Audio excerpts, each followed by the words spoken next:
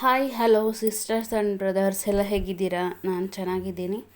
ಹಾಗೆ ಇದು morning morning ಹಾಲು ಕಾಯಿಸಿಟ್ಟಿದ್ದೆ ಕಾಫಿ ಮಾಡೋದಕ್ಕೆ ಅಂತ ಹೇಳ್ಬಿಟ್ಟು. ಹಾಗೆ ರಾತ್ರಿದು ಸಾಂಬಾರಿತ್ತು, ಅದಕ್ಕೇ ಅನ್ನ ಮಾಡ್ತಾಯಿದ್ದೀನಿ. ಹಾಗೆ ಮೊಟ್ಟೆ ಬೇಯಿಸ್ತಾ ಇದ್ದೀನಿ. ಮೊಟ್ಟೆ ತೊಗೊಂಬಂದಿದ್ರು ಯಜಮಾನ್ರು, ಹಂಗಾಗಿ ಹಾಗೆ ಇದು ಸಂಜೆ ಕಲ್ಲಂಗಡಿ ಹಣ್ಣು ತಂದಿದ್ದರು. ಹಾಗಾಗಿ ಕಟ್ ಮಾಡೋಣ ಅಂತ ಹೇಳ್ಬಿಟ್ಟು ಕಟ್ ಮಾಡಿದೆ, ಚೆನ್ನಾಗಿತ್ತು. ಹಾಗೆ ಮಕ್ಕಳು ನಾವು ಎಲ್ಲ ತಿಂತಾಯಿದ್ದೀವಿ. ಫಸ್ಟು ಕಲ್ಲಂಗಡಿ ಹಣ್ಣನ್ನ ಹೋಲ್ ಮಾಡಿ ಹಣ್ಣಾಗಿದೆಯೋ ಇಲ್ಲೋ ಅಂತ ಚೆಕ್ ಮಾಡಿಬಿಟ್ಟು ಆಮೇಲೆ ತಿನ್ನೋದು. ನಾವು ಚಿಕ್ಕ ವಯಸ್ಸಲ್ಲಂತೂ ಸ್ಕೂಲಿಂದ ಬರುವಾಗ ಊರಲ್ಲಿ ಸಿಕ್ಕಾಪಟ್ಟೆ ಕಲ್ಲಂಗಡಿ ಹಣ್ಣು ತಿನ್ನಿವು. ಅಂದರೆ ರೋಡ್ ಅಕ್ಕಪಕ್ಕ ಎಲ್ಲ ಬೆಳೆಯೋರು ಸೀಸನಲ್ಲಿ.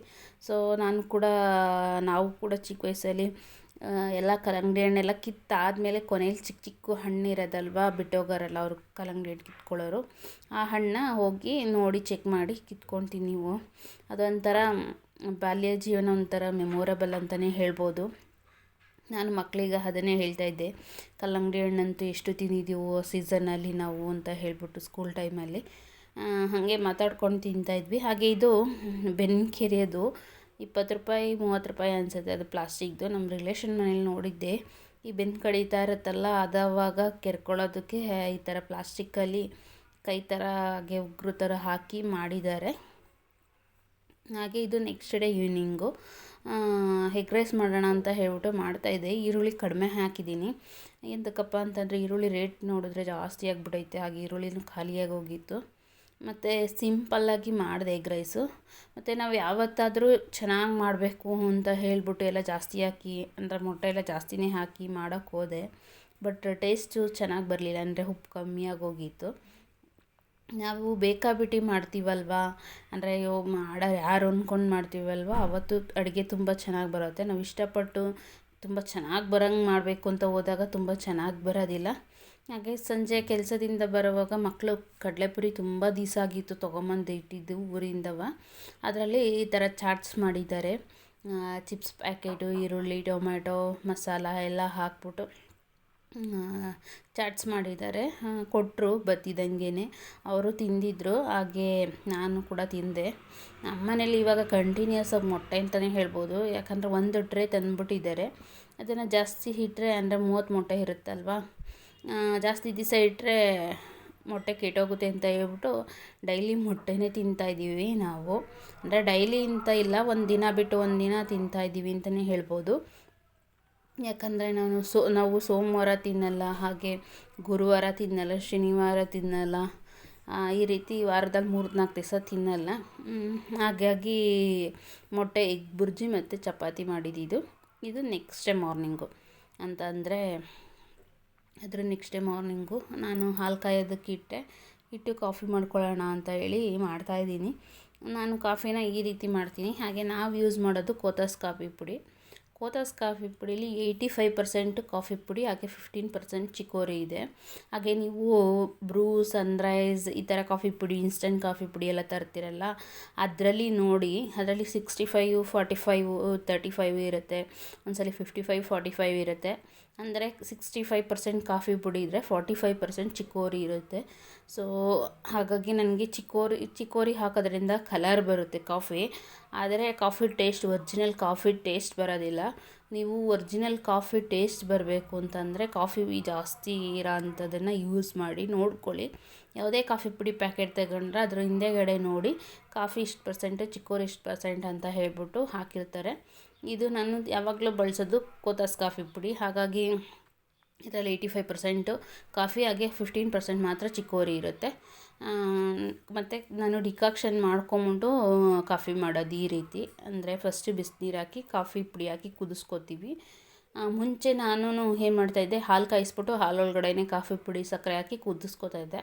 ಆ ಥರ ಮಾಡಿದ್ರೆ ಕಾಫಿ ಅಂದರೆ ಅದು ಡಿಕಾಕ್ಷನ್ ಇರುತ್ತಲ್ವ, ಸೊ ಅದು ಬರೋದಿಲ್ಲ, ಅಂದರೆ ಟೇಸ್ಟ್ ಬರೋದಿಲ್ಲ, ಕಾಫಿ ಬಣ್ಣ ಬಿಡೋಲ್ಲ. ಹಾಗಾಗಿ ಫಸ್ಟು ಈ ಥರ ಕುದಿಸ್ಕೊಳ್ಳೋದ್ರಿಂದ ಕಾಫಿ ಡಿಕಾಕ್ಷನ್ನ ಚೆನ್ನಾಗಿ ಕಾಫಿ ಬರುತ್ತೆ. ಈ ರೀತಿ ಒಂದು ಸತಿ ಟ್ರೈ ಮಾಡಿ ನೋಡಿ ನೀವು.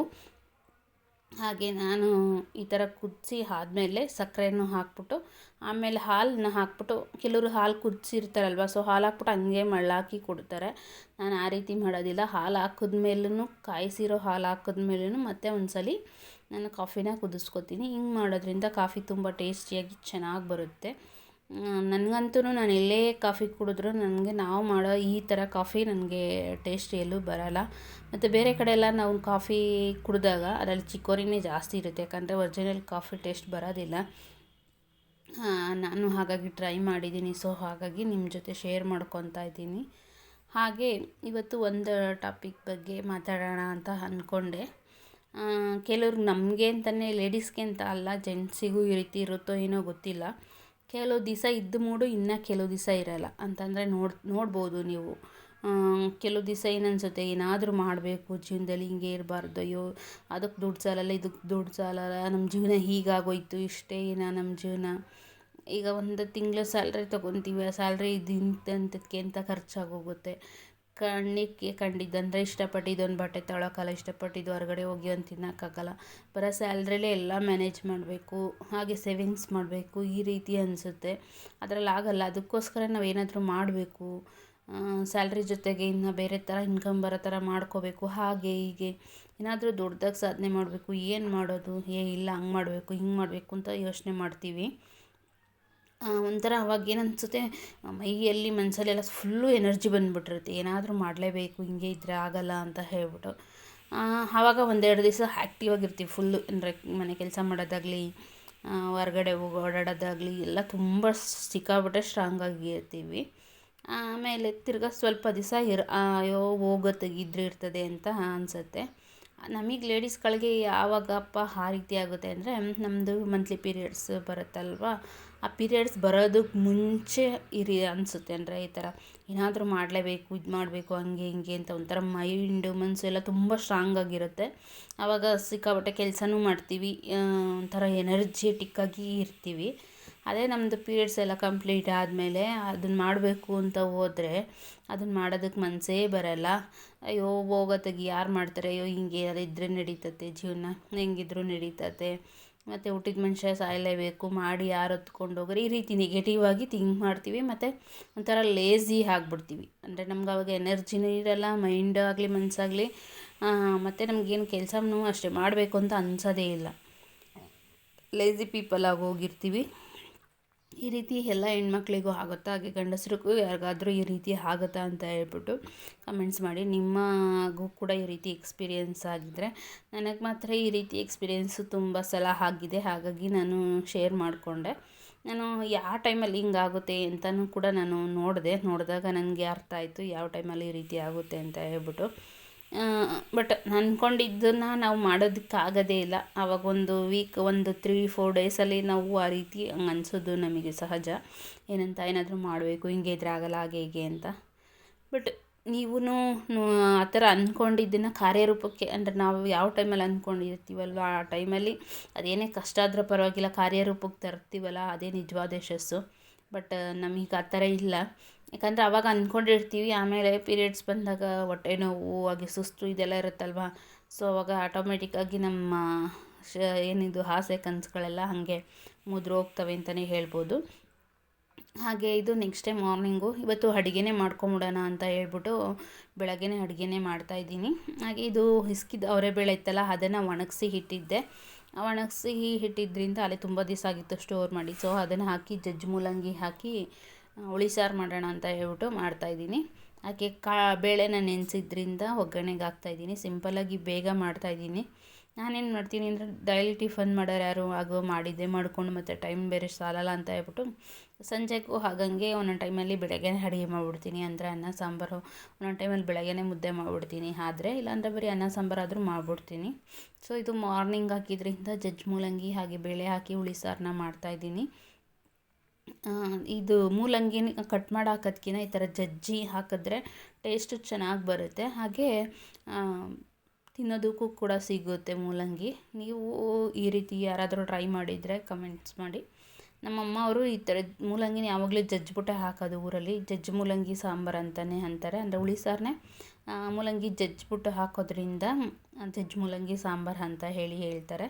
ಸೊ ಸಿಂಪಲ್ಲಾಗಿ ಮಾಮೂಲಿ ಮಸಾಲೆ ಎಲ್ಲ ಹಾಕಿ ಅಂದರೆ ಮಸಾಲೆ ತೆಂಗಿನಕಾಯಿ ಎಲ್ಲ ರುಬ್ಬಿ ಹಾಕಿ ಹುಳಿ ಸಾರು ಮಾಡ್ತೀವಲ್ಲ, ಸೊ ಅದೇ ರೀತಿ ಮಾಡಿ ಕುಕ್ಕರಲ್ಲಿ 2 ವಿಷಲ್ನ ಕೂಗಿಸಿ ನಾವು ಎಲ್ಲ ಊಟ ಮಾಡಿ ಮಕ್ಕಳು ಎಲ್ಲ ಬಾಕ್ಸ್ ಕಟ್ಟಿ ತಗೊಂಡು ಕೆಲಸಕ್ಕೆ ಹಾಗೆ ಸ್ಕೂಲ್ಗೆ ಹೋಗಿದ್ದಾಯಿತು.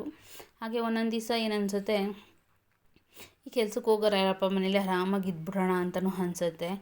ಬಟ್ ಆರಾಮಾಗಿ ಇರೋಂಥ ಟೈಮ್ ಇನ್ನೂ ಬಂದಿಲ್ಲ. ಆರಾಮಾಗಿರೋ ಟೈಮ್ ಬಂದಾಗ ಇದ್ದರೆ ಆಯಿತು, ಇವಾಗ ದುಡಿಯೋ ವಯಸ್ಸು ದುಡಿಯೋಣ ಅಂತ ಅನಿಸುತ್ತೆ. ಬಟ್ ಬೇರೆಯವ್ರನ್ನ ಬೇರೆ ಹೆಂಗಸ್ರು ಮನೇಲಿರುವಾಗ ನೋಡುವಾಗ ಮನೇಲಿರಬೇಕು ಅನಿಸುತ್ತೆ. ಮನೇಲಿದ್ದಾಗ ಅಯ್ಯೋ ಕೆಲ್ಸಕ್ಕೆ ಹೋಗಬೇಕು, ಒಂದೊಂದು ರೂಪಾಯಿಗೂ ಕಷ್ಟಪಡ್ತೀವಲ್ವ, ಆವಾಗ ಅಯ್ಯೋ ಕೆಲ್ಸಕ್ಕೆ ಹೋಗಬೇಕು, ಒಂದೊಂದು ರೂಪಾಯಿಗೂ ಕಷ್ಟಪಡೋದು ಬೇಡ ಅನಿಸುತ್ತೆ. ಎಲ್ಲ ಥರನೇ ಎಕ್ಸ್ಪೀರಿಯೆನ್ಸ್ ಮಾಡಿದ್ದೀನಿ. ನಾನು ಒಂದು 6 ತಿಂಗಳು ಕೆಲ್ಸಕ್ಕೆ ಹೋಗ್ದಲೆ ಮನೇಲಿದ್ದಾಗ ದುಡ್ಡಿಗೆ ಎಷ್ಟು ಕಷ್ಟ, ಹಾಗೆ ಮನೆಯವರು ಮನೆ ಮೇಂಟೈನ್ ಮಾಡಲಿಲ್ಲ ಅಂದರೆ ಎಷ್ಟು ಕಷ್ಟ, ಎಷ್ಟು ಸಾಲಗಳು, ಹೆಂಗೆಲ್ಲ ಪ್ರಾಬ್ಲಮ್ಸ್ ಆಗುತ್ತೆ ಅನ್ನೋದನ್ನ ಫೇಸ್ ಮಾಡಿದ್ದೀನಿ. ಬಟ್ ಆದರೂ ಒಂದೊಂದು ಟೈಮಲ್ಲಿ ನಮ್ಮ ಇದು ಆಗುತ್ತಲ್ವ, ಮೈಂಡು ಮನಸ್ಸು ಅಯ್ಯೋ ಸಾಕಾಯಿತು, ರೆಸ್ಟ್ ಮಾಡಬೇಕು ಅಂತ. ಸೊ ಅವಾಗ ಹಾಗೆ ಅನಿಸೋದು ಸಹಜ. ಬಟ್ ಆದರೂ ಏನೇ ಆದ್ರೂ ಎದ್ದು ಹೋಗ್ತಾ ಇರಬೇಕು ಕೆಲಸಕ್ಕೆ, ಆವಾಗಲೇ ಜೀವನ. ದುಡಿತಾ ಇರಬೇಕು, ಇಲ್ಲ ದುಡ್ಡಿರಬೇಕು, ಆವಾಗಲೇ ಮನುಷ್ಯನಿಗೆ ಬೆಲೆ. Thank you for watching. Please subscribe ಮಾಡ್ಕೊಂಡು ನೋಡಿ.